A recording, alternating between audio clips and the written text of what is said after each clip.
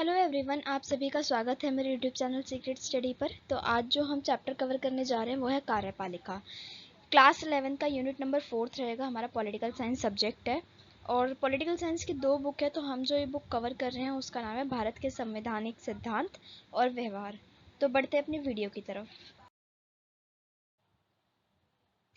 तो सबसे पहले सबसे बेसिक कवर कर लेते हैं। देखिए, लोकतांत्रिक देश में जब सरकार होती है ना, तो सरकार के 3 अंग होते हैं। अब वो 3 अंग कौन कौन से होते हैं? सबसे पहली होती है कार्यपालिका।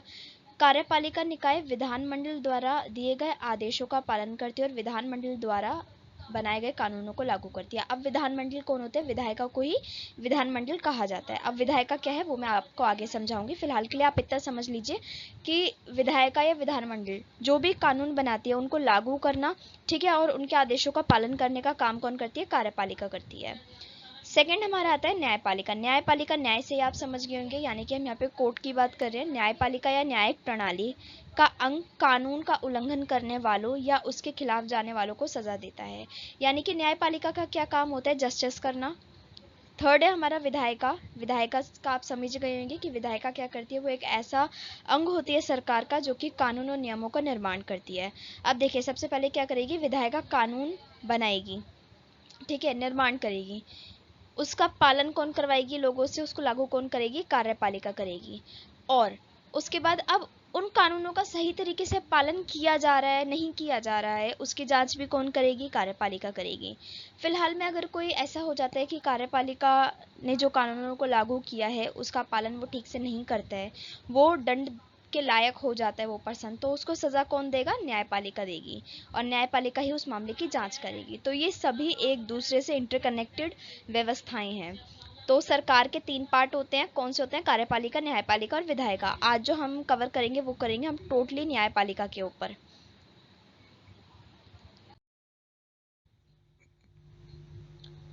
सॉरी, जो हम कवर करेंगे वो करेंगे हम कार्यपालिका के ऊपर। मैंने गलती से न्यायपालिका बोल दिया है। तो कार्यपालिका क्या होती है? सबसे पहले हम ये देख लेते हैं। कार्यपालिका सरकार का वह हिस्सा होती है जो निष्पादन और प्रशासन के लिए काफी हद तक जिम्मेदार होती है। सरकार की कार्यकारी शाखा विधायिका द्वारा पारित कानून नीतियों को लागू करने के लिए जिम्मेदार होती है। यानी कि बेसिकली क्या होता है कि जो विधायिका कानून बना रही है, ठीक है, उनको लागू करना और उनका पालन करवाने का काम कौन करेगा? कार्यपालिका करेगी। ठीक है, इसकी डेफिनेशन भी इसी तरीके से आ जाएगी। राष्ट्रपति, अध्यक्ष, उपाध्यक्ष सॉरी, कैबिनेट मंत्री और अन्य मंत्री कार्यपालिका में सम्मिलित होते हैं। यानी कि ये सब ऐसे लोग हैं जो जिनसे मिलके कार्यपालिका बनती है। अब कार्यपालिका के कुछ प्रकार होते हैं, जैसे कि राजनीतिक कार्यपालिका होती है। ठीक है, राजनीतिक कार्यपालिका वह कार्यपालिकाएं होती हैं जो जनता के प्रतिनिधि होते हैं और चुनावी प्रक्रिया के माध्यम से जनता द्वारा चुने जाते हैं। वे एक निश्चित अवधि यानी 5 साल के लिए चुने जाते हैं। अब राजनीतिक कार्यपालिका में कौन लोग आ जाते हैं? वो लोग जो हम लोग जिनको हम चुनते हैं, ठीक है, वो हमारे प्रतिनिधि होते हैं। उनको हम वोट देंगे, फिर वो 5 साल के लिए अपने पोस्ट पे बैठेंगे और जो हमारी कार्यपालिका है उसके अंदर वो काम करते हैं। तो राजनीतिक कार्यपालिका तो ये हो गई, आप लोगों को समझ में आ गया होगा ये।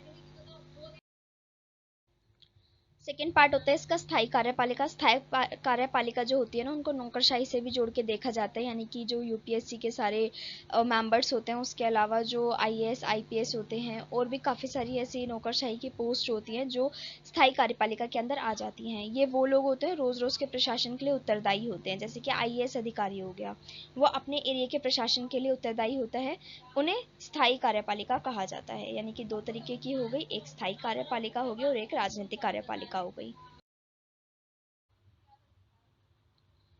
अब हम देखेंगे कि जो कार्यपालिका है उसके मुख्य कार्य क्या है। तो कार्यपालिका का मुख्य कार्य कानूनों का कार्यान्वयन की निगरानी और निर्देशन करना। यानी कि ये देखता है कि कानून सही तरीके से पालन हो रहे हैं नहीं हो रहे, और उनको सुपरविजन देता है किस तरीके से ये जो है उनका पालन किया जाना चाहिए। कार्यपालिका राज्य की सामान्य नीतियों को बनाने के लिए भी जिम्मेदार होता है, क्योंकि जब विधायिका से कानून पारित हो जाते हैं तो कार्यपालिका का काम होता है कि वो ये देखे किस तरीके से लागू करना है, ठीक है, किस किस पर लागू करना है, अगर सभी पे लागू करना है तो किस तरीके से लागू होगा।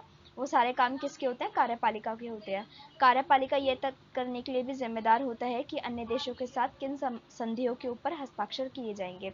इस चीज़ में आप एक चीज़ याद रखिएगा कि कार्यपालिका ये तो तय करता है और इस चीज़ पे ज़रूर वो सोच विचार करता है कि किस देश के साथ किस तरीके की संधियां होनी चाहिए और उस पर हस्ताक्षर करना सही होगा या नहीं होगा। लेकिन जो हस्ताक्षर होते हैं और जो मेन संधियों से रिलेटेड जो दूसरे देशों से बात करता है ना, वो कौन करता है? राष्ट्रपति करता है। ये देश की एकता और अखंडता बनाए रखता है और उसकी रक्षा करता है। कुछ कानून ऐसे होते हैं जिससे देश की एकता और अखंडता को बना के रखा जा सकता है, और अगर उन कानूनों का नहीं पालन किया जाएगा तो उससे देश की एकता और अखंडता को नुकसान हो सकता है। तो इसमें सबसे ज़्यादा योगदान कौन देता है? कार्यपालिका देती है। ठीक है, कार्यपालिका क्या करेगी? कर कम भी कर सकती है, कर लगा भी सकती है और समाप्त भी कर सकती है। इसके पास इतना बड़ा पावर भी है। कार्यपालिका एक महत्वपूर्ण कार्य क्या होता है कि देश के लिए अगर कोई व्यक्ति बहुत अच्छा काम कर रहा है, सराहनीय सेवाएं अपनी दे रहा है, तो उन लोगों को सम्मान और उपाधि भी कौन देगा? कार्यपालिका देगी। अब हम देखेंगे कार्यपालिका की जो प्रणालियां हैं वो कितने प्रकार की होती हैं। तो सबसे पहले होती है संसदीय प्रणाली। यह हमारे भारत देश द्वारा अपनाई गई है। तो संसदीय प्रणाली में राज्य का प्रमुख और सरकार का प्रमुख आमतौर पर दो अलग अलग पद होते हैं, जिसमें राज्य का जो प्रमुख होता है वो औपचारिक व्यक्ति के रूप में कार्य करता है और जिसके पास बहुत कम यानी कि ना के बराबर शक्तियां होती हैं, जबकि सारी वास्तविक जो शक्तियां होती है, राजनीतिक शक्तियां, वो सरकार के मुखिया के पास होती हैं। अब आपको समझ में आ गया। संसदीय प्रणाली में क्या होता है? राज्य का मुख्य यानी कि सरकार का मुख्य और जो राज्य है यानी कि राष्ट्र का मुख्य, दोनों अलग अलग होते हैं। तो जो हमारा होता है राज्य का मुख्य, वो कौन होता है? राज्य का मुख्य जो होगा वो होगा हमारा राष्ट्रपति, और जो सरकार का मुख्य होगा वो कौन होगा? हमारा प्रधानमंत्री। ठीक है, तो इसमें दो अलग अलग व्यक्ति होते हैं जिन दोनों के अलग अलग पद होते हैं और वही मुखिया होते हैं अपने अपने एरिया के।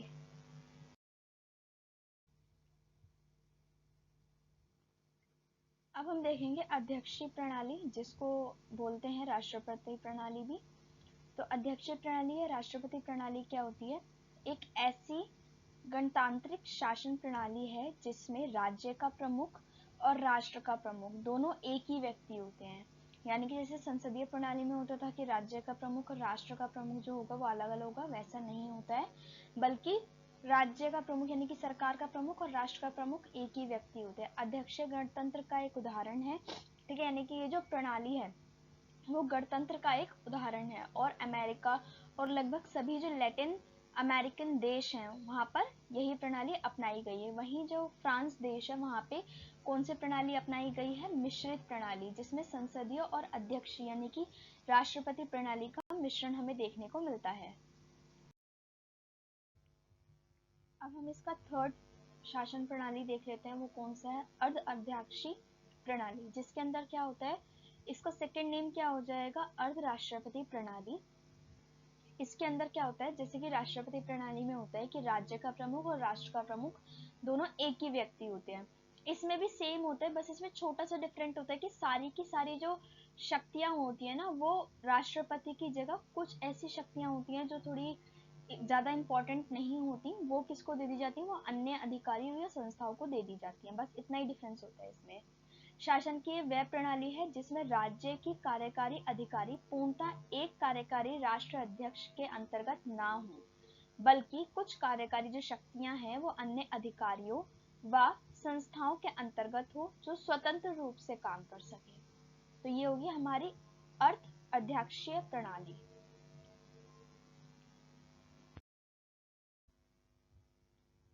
अब हम देख लेते हैं संसदीय प्रणाली जो है उसकी कुछ प्रमुख विशेषताएं जो हमारे भारत में अपनाई गई हैं।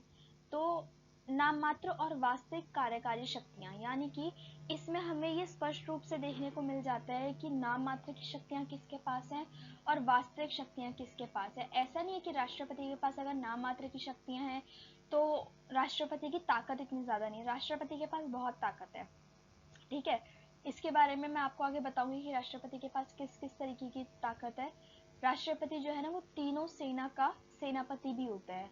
उसके अलावा अगर कोई ऐसा व्यक्ति है जिसको सजा दी गई है मौत की, यानी कि फांसी की सजा दी गई है, तो वो क्या करेगा, वो व्यक्ति ना अपील डाल सकता है, माफी की अपील राष्ट्रपति के पास। अगर राष्ट्रपति उस अपील को खारिज ना करके उसको एक्सेप्ट कर लेता है तो उस व्यक्ति की जान तक बच सकती है। तो आप इस चीज से समझ सकते हैं कि जो राष्ट्रपति होते हैं वो केवल नाम मात्र की शक्तियां नहीं होती उसके पास, बट हाँ कुछ शक्तियां ऐसी होती है जिसमें उसको मंत्रिपरिषद हो गया, संसद हो गया, ठीक है, और जो हमारा प्रधानमंत्री हो गया, इन सबसे सलाह मशवरा लेना पड़ता है, बट स्टिल जो राष्ट्रपति है वो भी ताकतवर होता है। लेकिन जो वास्तविक शक्तियां होती हैं वो किसके पास हो जाती हैं, प्रधानमंत्री के पास हो जाती है, क्योंकि वो पूरी की पूरी सरकार चला रहा होता है। तो यही होता है डिफरेंस कि जो नाम मात्र और वास्तविक शक्तियां होती हैं वो हमें साफ पता चलती हैं। विधायक शक्ति, ठीक है, कार्यकारी शक्ति के बीच घनिष्ठ संबंध।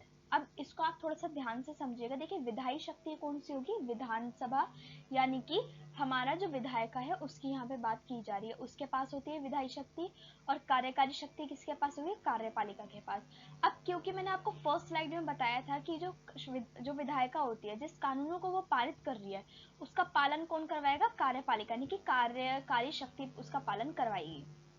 तो इससे क्या होगा ना, इन दोनों का एक ऐसा संबंध क्रिएट होता है जिसके बीच में अगर कार्यकारी जो शक्ति है वो कुछ गलत काम कर देती है तो उत्तरदायी कौन होगा, विधायिका भी होगी, साथ साथ कार्यपालिका के साथ साथ विधायिका को भी जवाब देना पड़ेगा। तो इसलिए इनका जो संबंध होता है ना बहुत ज्यादा मजबूत हो जाता है, ये एक दूसरे के प्रति उत्तरदायी हो जाते हैं। और साथ ही साथ ये भी कोशिश करते हैं कि इनके बीच में लड़ाई ना हो, ज्यादा मसले क्रिएट ना हो, ठीक है, जिससे जो सरकार है उसमें शांति बनी रहे और स्थायी रूप से सरकार सही तरीके से काम कर सके। थर्ड पॉइंट है राजनीतिक एकरूपता।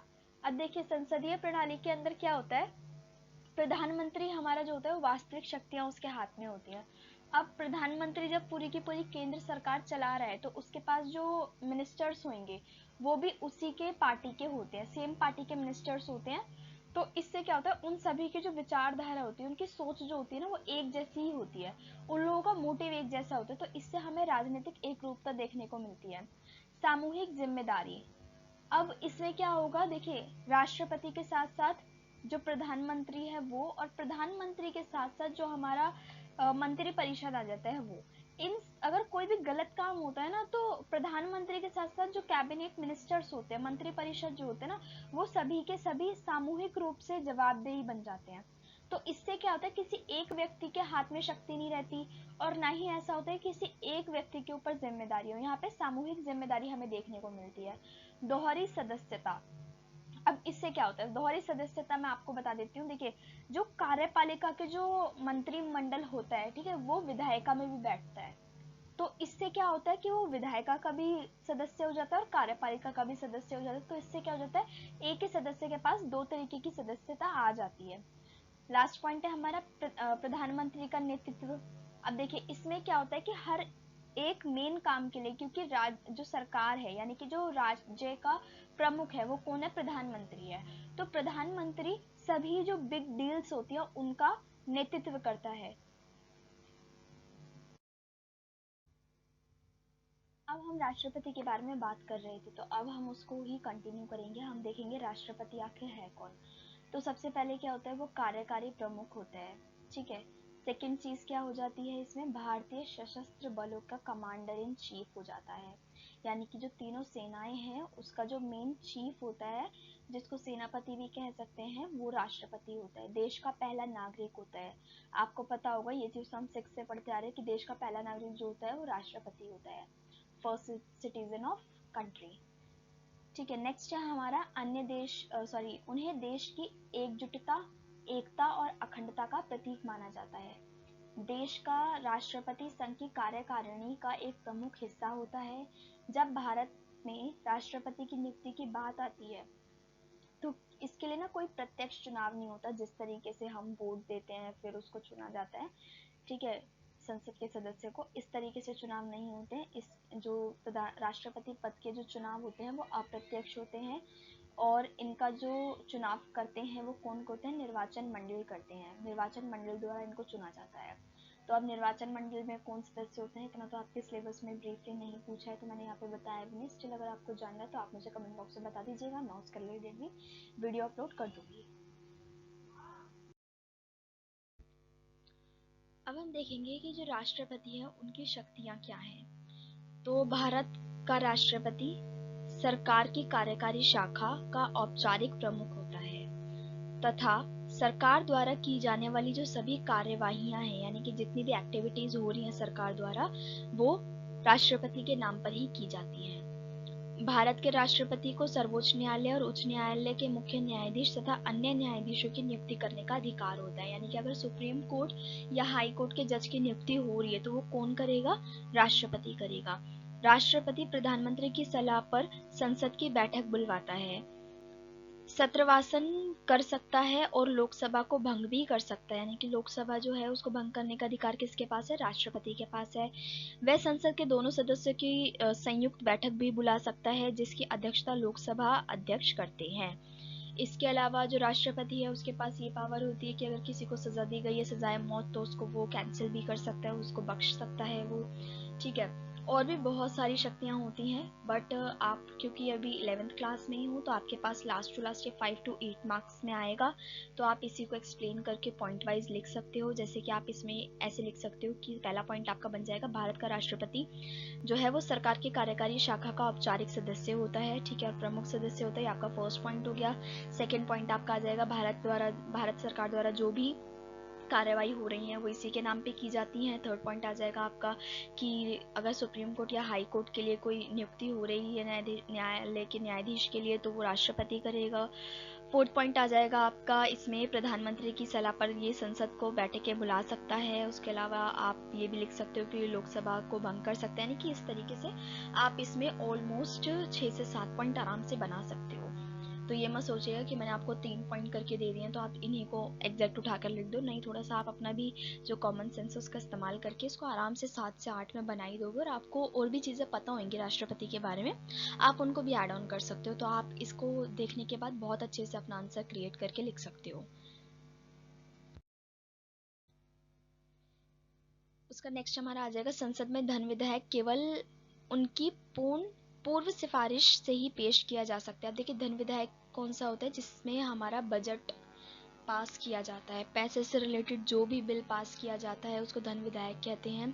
और इसके लिए राष्ट्रपति की जो है वो सिफारिश होना बहुत ज़्यादा इंपॉर्टेंट है। आपको एक और यहाँ पे पॉइंट मिल जाता है, उसके हम नेक्स्ट पॉइंट लिख सकते हैं कि अंतर्राष्ट्रीय जो संधियाँ और समझौते होते हैं, यानी कि विदेशी संधियाँ जो होती हैं, वो राष्ट्रपति की ओर से बातचीत की जाती है। उसमें भले चाहे हमारा जो संसद है, प्रधानमंत्री है, मंत्री परिषद है, इन सभी की सलाहें तो ली जाती हैं, बट स्टिल जो सारी की सारी जो बात की जाती है वो राष्ट्रपति के द्वारा की जाती है और उन्हीं के द्वारा अंतिम फैसले लिए जाते हैं। हालांकि वे संसद की मंजूरी के अधीन होता है, जैसे कि मैंने आपको भी बताया। हमारा नेक्स्ट पॉइंट है, वे अंतर्राष्ट्रीय मंचों और मामलों में भारत का प्रतिनिधित्व करते हैं। यानी कि अगर कहीं पे अंतर्राष्ट्रीय बैठक बुलाई जा रही है, कोई ऐसा मंच है जहाँ पे इंटरनेशनली वहाँ पे बातचीत होगी, तो वहाँ पे हमारा भारत का प्रतिनिधित्व कौन करेगा? ना प्रधानमंत्री जाएगा, ना मंत्री परिषद जाएगा, कोई नहीं जाएगा। जाएगा तो राष्ट्रपति जाएगा। तथा राजदूत, उच्च उच्चायुक्त आदि जैसे, ठीक है, यानी कि जो राजदूत होते हैं, जो हमारे देश के राजदूत जो होंगे वो दूसरे देशों में भी बैठे होते हैं, जो वहाँ के नागरिकों, जो लोग एनआरआई होते हैं वहाँ पे, उनके लिए जो है वो सारी फॉर्मेलिटीज पूरी करते हैं, ठीक है। तो उनको भी कौन भेजता है? प्रधानमंत्री ही भेजता है, और उनका स्वागत भी कौन करता है? सॉरी, राष्ट्रपति ही भेजता है और उनका स्वागत भी कौन करता है? राष्ट्रपति ही करता है। नेक्स्ट पॉइंट है हमारा, वह भारत की रक्षा सेनाओं का सर्वोच्च कमांडर होता है, जैसे कि मैंने अभी आपको बताया। इस हैसियत से वह थल सेना, नौसेना और वायुसेना का प्रमुख को नियुक्ति कर सकता है। नेक्स्ट है हमारा, वह संसद की स्वीकृति के अधीन युद्ध की घोषणा कर सकता है या शांति स्थापित भी कर सकता है। यानी कि अगर राष्ट्रपति चाहे तो किसी भी युद्ध में पार्टिसिपेशन कर सकता है और किसी भी युद्ध में पार्टिसिपेशन नहीं कर सकता। वो टोटली किसके ऊपर डिपेंडेंट हो जाता है? हमारा राष्ट्रपति के ऊपर डिपेंडेंट हो जाता है। बट फिर भी राष्ट्रपति को संसद से, अगर संसद को लगता है कि हाँ ठीक है, क्योंकि हर चीज़ में ना सलाह मशवरा बहुत ज़रूरी होता है। अगर हम घर के भी फैसले लेते हैं तो ऑब्वियस सी बात है ना, पापा मम्मी बहन भाई सब बैठे होते हैं, उसके बाद हम कोई फैसला लेते हैं, तो ये तो पूरे देश की बात है, तो ऑब्वियस सी बात है जो संसद है उसको उसके हमें फैसले लेने पड़ते हैं। अब हम देखेंगे कि राष्ट्रपति का अगर चुनाव हो रहा है, उसमें अगर हम पार्टिसिपेशन करना चाहते हैं तो हमारी उम्र क्या होनी चाहिए। हमारी उम्र कम से कम 35 वर्ष होनी चाहिए। और जो हमारा अवधि रहेगा, जिस अवधि में हम कार्य करेंगे, यानी कि अगर हम नियुक्त हो जाते हैं राष्ट्रपति, तो हमारा जो कार्यकाल रहेगा वो कितना लंबा रहेगा, 5 वर्ष की अवधि के लिए रहता है हमारा कार्यकाल।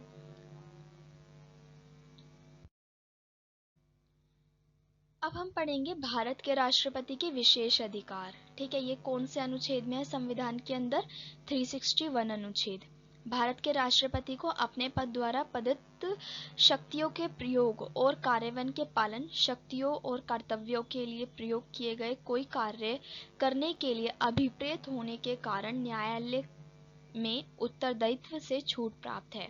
यानी कि इसमें सिंपल भाषा में तो नहीं कहा गया है, बट मैं आपको सिंपल भाषा में फिर भी समझा देती हूँ। इसका मतलब ये है कि जो भी राष्ट्रपति है उसको जो शक्तियाँ मिली हुई हैं, ठीक है, एज अ प्रेसिडेंट, ठीक है, उसके जो कार्य हैं उनका वो पालन कर रहा है।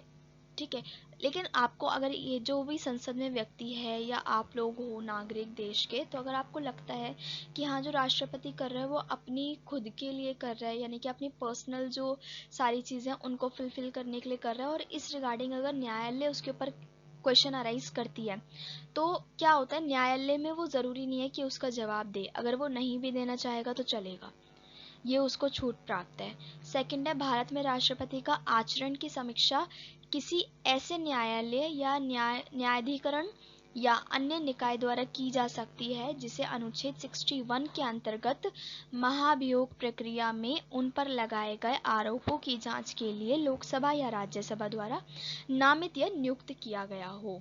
अब मैं सबसे पहले आपको बताती हूँ कि महाभियोग प्रक्रिया क्या होती है। देखिए, महाभियोग प्रक्रिया एक ऐसी प्रक्रिया होती है जिसके द्वारा राष्ट्रपति को उसके पद से हटाया जा सकता है उसका कार्यकाल पूरा होने से पहले।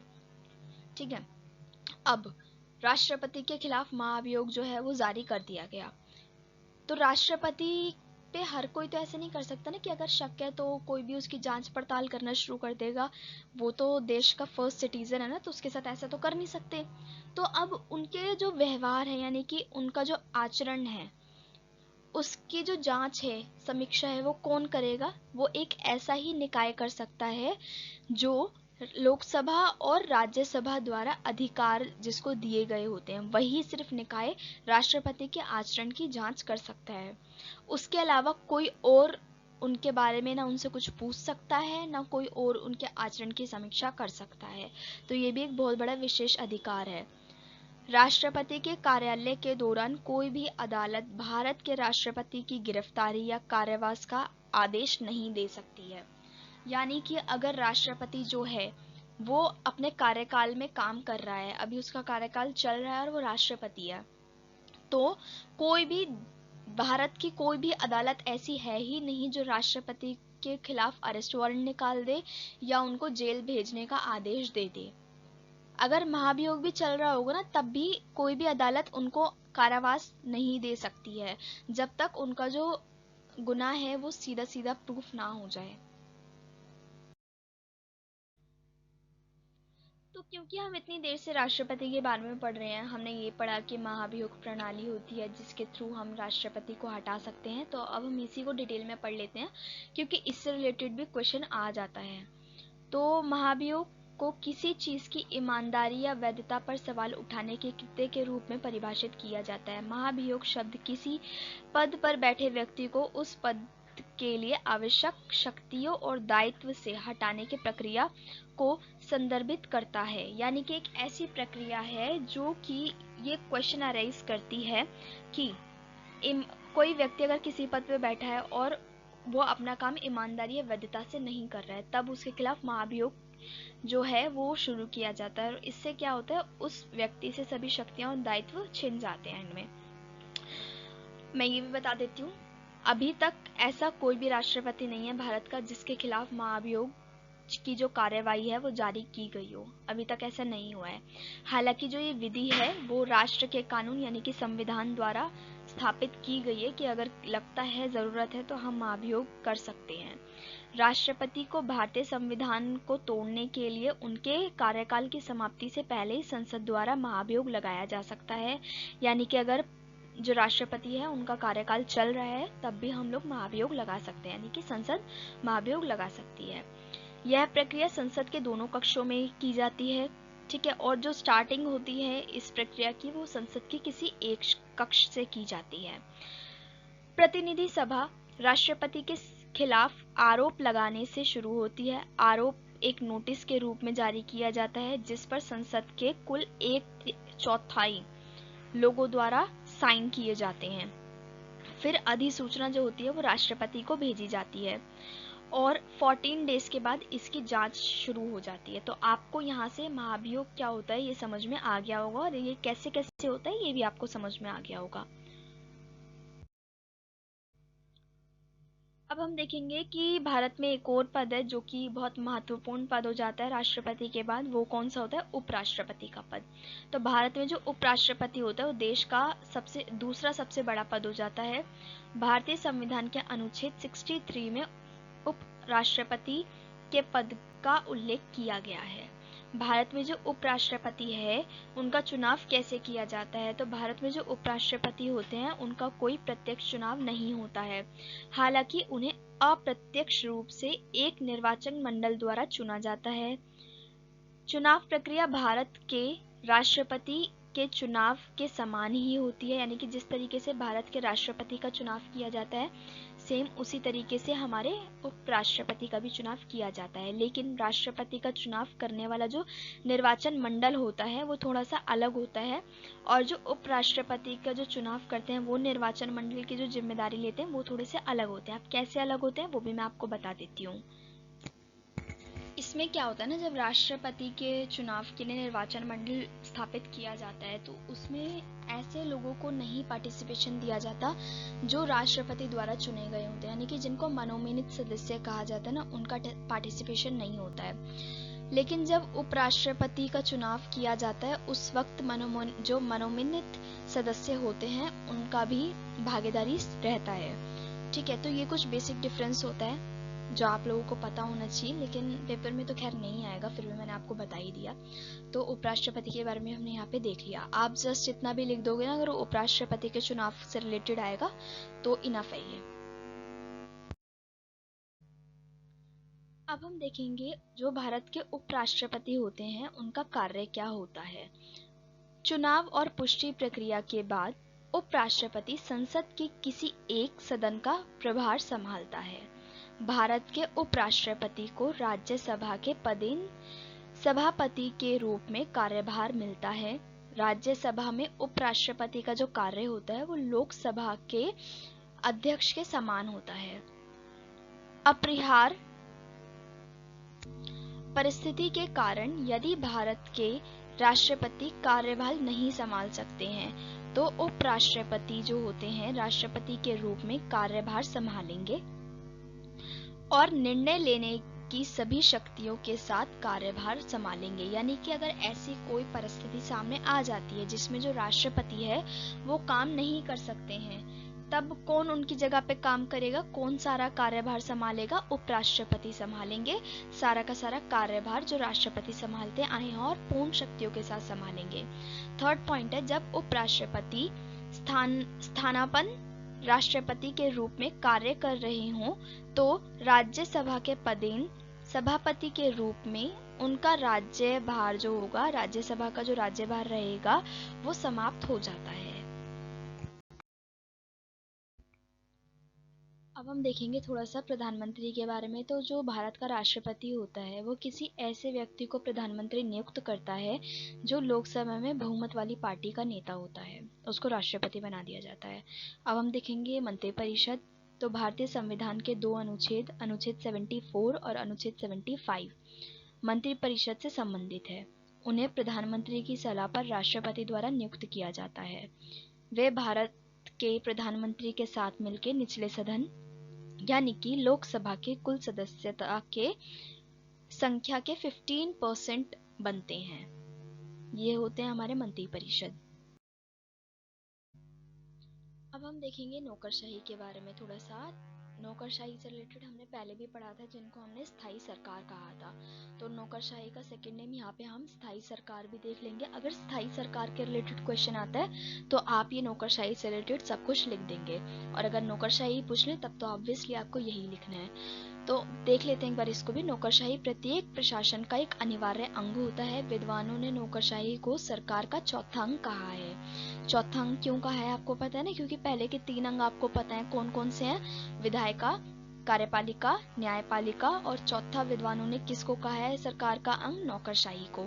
परंतु जो नौकरशाही शब्द का प्रयोग है वो देश काल के अनुसार बदलता रहता है। यूरोपीय देशों में ये शब्द सामान्यतः नियमित सरकारी कर्मचारियों के समूह के लिए प्रयोग किया जाता है। स्थायी कार्यकारी अधिकारी वे सिविल सेवक होते हैं जो सरकार में एक निश्चित अवधि के लिए काम करते हैं। यानी कि अब आगे ना यहाँ पे स्थायी वर्ड, स्थायी कार्यकारी, यानी कि यहाँ पे हमने किसकी बात कर ली, स्थायी कार्यपालिका की। तो वे ऐसे अधिकारी होते हैं जो कि यूपीएससी से परीक्षा को क्रैक करके निकले हुए होते हैं, यानी कि आईएएस आईपीएस की यहाँ पे बात की जा रही है। उसके अलावा स्थायी कार्यकारी राज्य का एक महत्वपूर्ण घटक है। वह सरकार में सबसे शक्तिशाली लोग होते हैं।